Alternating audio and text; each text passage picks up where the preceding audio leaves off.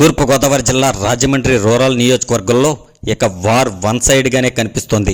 జనసేన టీడీపీల పొత్తులో ఈ సీట్ జనసేనదేనని ఆ పార్టీ అధ్యక్షులు తేల్చేశారు. జనసేన పార్టీ ఉమ్మడి తూర్పుగోదావరి జిల్లా అధ్యక్షుడు కందుల దుర్గేష్ ఇక్కడ పోటీ చేస్తారని స్పష్టం చేశారు. దీంతో రాబోయే సార్వత్రిక ఎన్నికల్లో ఇక్కడ జనసేన టీడీపీ ఉమ్మడి అభ్యర్థిగా దుర్గేష్, వైసీపీ అభ్యర్థిగా ఆ పార్టీ ప్రస్తుత మంత్రి చెల్లుబోయిన వేణులు తలపడనున్నారు.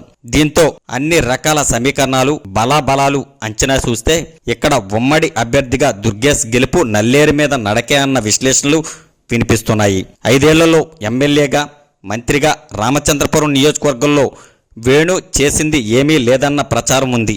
అక్కడ ప్రజల్లో పూర్తి వ్యతిరేకత రావడంతో జగన్కి నమ్మకంగా ఉన్న ఆయన్ని గెలిపించాలన్న ఆరాటంతో సీఎం జగన్ వేణుని రాజమండ్రి రూరల్కి బదలాయించారన్న వాదన బలంగా ఉంది. అక్కడ వ్యతిరేకత ఉన్న అభ్యర్థిని ఎక్కడ ప్రజలు ఎలా విశ్వసిస్తారన్న అభిప్రాయం కూడా ఇక్కడ అనేక మందిలో వ్యక్తమవుతోంది. దీనికి తోడు అప్పటి వరకు కోఆర్డినేటర్గా ఎమ్మెల్యే రేసులో ఉన్న మరో బీసీ నేతను పక్కకు నెట్టి వేణు ఇక్కడకు రావడం కూడా బీసీల్లోని బలమైన వర్గం ఆయన్ని వ్యతిరేకిస్తోందన్న ప్రచారం కూడా ఉంది. దీనికి తోడు ఇక్కడకు వచ్చిన తర్వాత ఆయన నిలదొక్కుకోవడం కోసం అధికారాన్ని ఉపయోగించి భారీగా పంచాయతీల నుండి ఖర్చులు చేయిస్తుండడం మైనస్గా మారింది.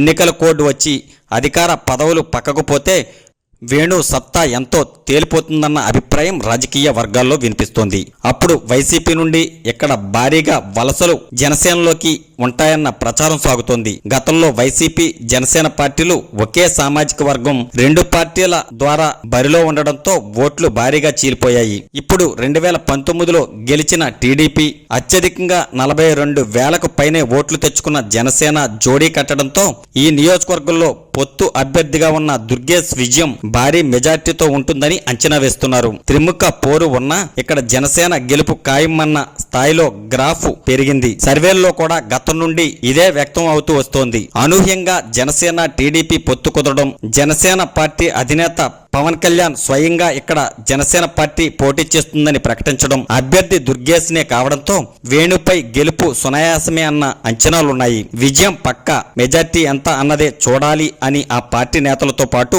రాజకీయ పరిశీలకులు సైతం వెల్లడిస్తున్నారు. అదే పొత్తులో టీడీపీ ఇక్కడి నుంచి పోటీ చేస్తే విజయం ఖాయం అయినప్పటికీ కష్టపడాల్సి వచ్చేదని అభిప్రాయపడుతున్నారు. ఏది ఏమైనా ఇప్పటికే గెలుపు ఖాయమైన రాజానగరం, రాజోలు నియోజకవర్గాలు ప్రకటించిన సేనాని ఇప్పుడు మరో గెలిచే స్థానాన్ని ప్రకటించడంతో ఉమ్మడి తూర్పుగోదావరి జిల్లాలో 3 స్థానాలు పక్కాగా జనసేన తరపున పొత్తు ఖాతాలో పడినట్లేనని అంతా అంచనా వేస్తున్నారు.